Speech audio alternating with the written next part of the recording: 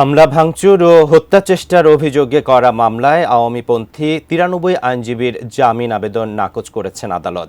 ঢাকা জজ কোর্ট থেকে আরও জানাচ্ছেন সহকর্মী স্বপন আহমেদ। স্বপন, এ ব্যাপারে আমাদেরকে বিস্তারিত কি জানাবেন? থেকেই আজকে এই আদালত চত্বরে, বিশেষ করে মহানগর দায়রা জজ আদালতে কিন্তু বেশ চাঞ্চল্য তৈরি হয়। অর্থাৎ আপনি জানেন যে আওয়ামী লীগ পন্থী যে আইনজীবীরা ছিল, অর্থাৎ ৪ আগস্টের ঘটনা, আমি প্রেক্ষাপটটা সামান্য একটু বলে নেই।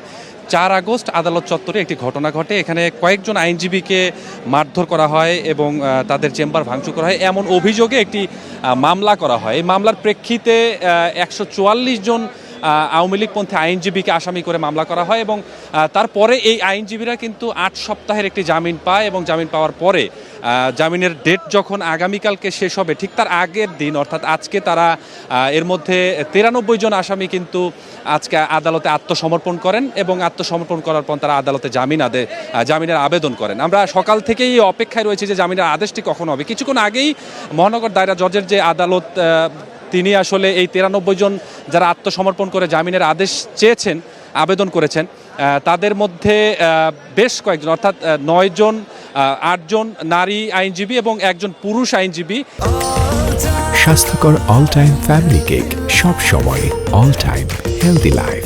এই ৯৩ জনের মধ্যেই এই ৯ জনকে বাদ দিয়ে বাকি সবাইকেই আসলে আদালত কারাগারে প্রেরণের নির্দেশ দিয়েছেন এবং তাদের অপরাধ প্রমাণিত হয় এই আদেশ আদালত দিয়েছেন। পাশাপাশি এই আরেকটি কথা বলতে হয় যে এই যে আইনজীবীদের ঘিরে, অর্থাৎ এই জামিন শুনানি ঘিরে কিন্তু বেশ চাঞ্চল্য তৈরি হয় আদালত চত্বরে। আমরা দেখেছি আওয়ামী লীগপন্থী অন্যান্য আইনজীবীরাও কিন্তু আদালতে আসেন এবং বিএনপিপন্থীরা, অন্যান্য আইনজীবী যারা রয়েছেন, তারাও কিন্তু আদালত চত্বরে আসেন। এই যে একটা আসার ফলে একটা অন্যরকম একটা পরিবেশ তৈরি হবে, এই শঙ্কা থেকেই কিন্তু আদালত চত্বরে বেশ আইনশৃঙ্খলা রক্ষাকারী বাহিনীরও তৎপরতা আমরা দেখেছি।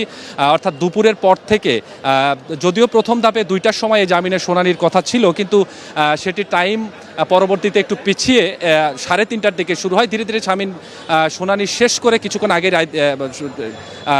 আদেশ দিয়েছেন আদালত। তো এই যে এরই মধ্যে যে ঘটনাগুলো ঘটে গেছে, তো এই যে আওয়ামী লীগপন্থী আইনজীবী, বিএনপিপন্থী আইনজীবী, তাদের মধ্যে যে একটি ঝামেলা তৈরি হবে এমন একটি শঙ্কা কিন্তু ছিল। এর কারণে কিন্তু আদালত চত্বরে বেশ আইনশৃঙ্খলা রক্ষাকারী বাহিনীও বাড়ানো হয়। পাশাপাশি এখনও কিন্তু সেই শঙ্কাটা রয়েছে যে এতগুলো আইনজীবীকে যেহেতু কারাগারে পাঠানো হয়েছে, এখানে বিএনপিপন্থী আইনজীবী রয়েছে, আওয়ামী লীগপন্থী আইনজীবী রয়েছে, এখানে একটি ঘটনা ঘটার একটা শঙ্কা কিন্তু আমাদের মধ্যেও রয়েছে যেরকম, পাশাপাশি এখানে যারা উপস্থিত রয়েছে আইনশৃঙ্খলা বাহিনী, তাদের মধ্যেও রয়েছে। তো আমরা এখানে উপস্থিত আছি, দেখি আসলে যেহেতু অনেকে আসলে কারাগারে পাঠিয়েছে আদালত, তো এই মুহূর্তে লোক সংখ্যাও আসলে অনেক বেশি দেখা যাচ্ছে। আমরা অপেক্ষামান অবস্থায় রয়েছি, দেখি আসলে কি ঘটনা এখানে ঘটে। তো এই ছিল আমার কাছে এই ঢাকা মহানগর দায়রা জজ আদালত থেকে সবশেষ অবস্থা। বিস্তারিত অবস্থা আমি পরের নিউজ আপনাকে জানাতে পারবো।